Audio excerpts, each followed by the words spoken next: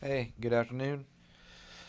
Just wanted to pass along another one of our devotions.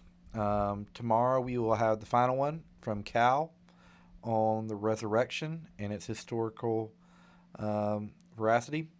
But today we're going to be looking at Matthew 26 and Jesus' prayer in Gethsemane. It starts in verse 20 in 36. I'll be reading it. It says, Then Jesus went with them to a place called Gethsemane. And he said to his disciples, Sit here while I go over there and pray. And taking with him Peter and the two sons of Zebedee, he began to be sorrowful and troubled. And he said to them, My soul is very sorrowful, even to death. Remain here and watch with me.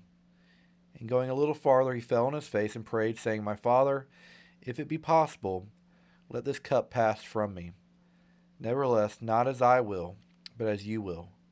And he came to the disciples and found them sleeping. And he said to Peter, So could you not watch with me 1 hour? Watch and pray that you may not enter into temptation. And the spirit indeed is willing, but the flesh is weak. Again, for the second time, he went away and prayed, My Father, this cannot pass unless I drink it. Your will be done. And again he came and found them sleeping, for their eyes were very heavy. So leaving them again, he went away and prayed for the third time, saying the same words. Then he came to the disciples and said to them, Sleep and take your rest later. See, the hour is at hand, and the Son of Man is betrayed into the hands of sinners. Rise, let us be going. See, my betrayer is at hand. Um, this prayer is one of the most amazing things. As we just get a glimpse, I think of two things really stick out to me. Um, One is the fact that Jesus would pray um, that the cup would pass from him.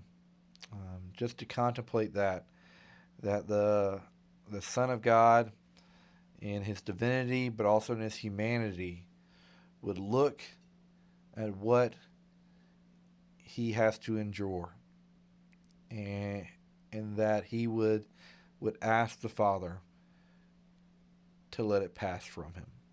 I mean, I think it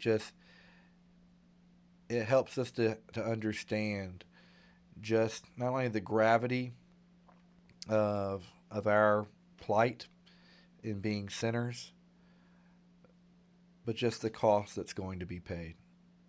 That even Jesus, who is obedient, has shown obedience to the extreme perfectly in all these other occasions, has never prayed that God would spare him or let it pass from him. In fact, he endures hardship willingly. But now, when it comes to this, um, the cost is such that even Jesus would say, Lord, if it's your will, let it pass from me. Um, but each time he prays it twice. He says, But not my will, but yours be done. So that even there, um, he gives it over to the Father.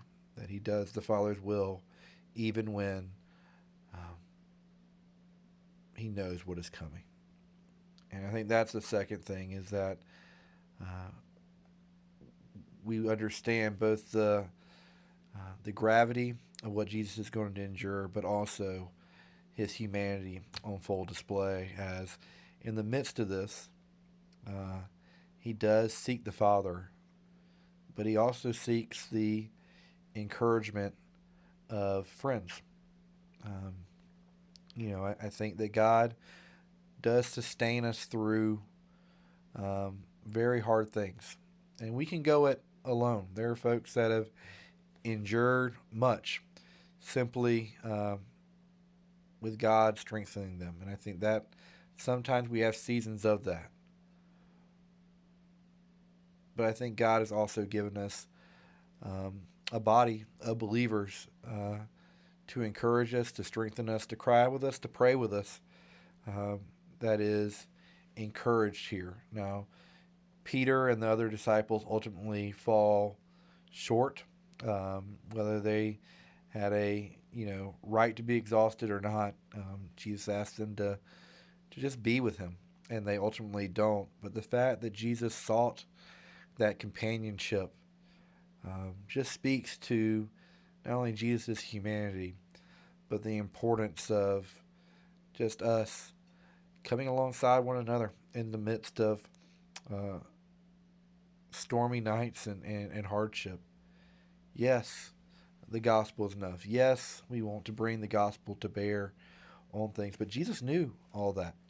He knew what was going to happen, and he knew, as he'd already predicted, that on the third day that the temple that was torn down would be brought up again.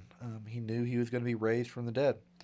Um, that the resurrection was going to happen, and yet he still wanted his friends to pray for him and pray for themselves. And so, don't minimize the impact that you and I can have in people's lives.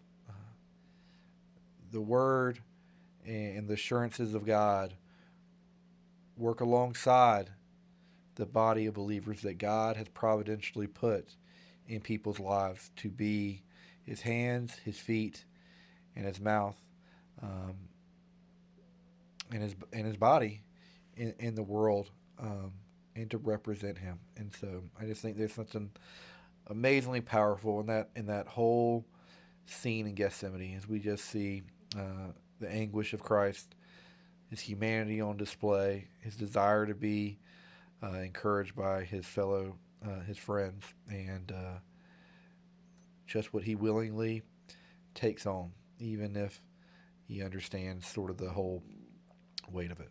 So, makes me thankful that God would love us so much that He would do that, and it makes me want to continue to strive to be the type of person that would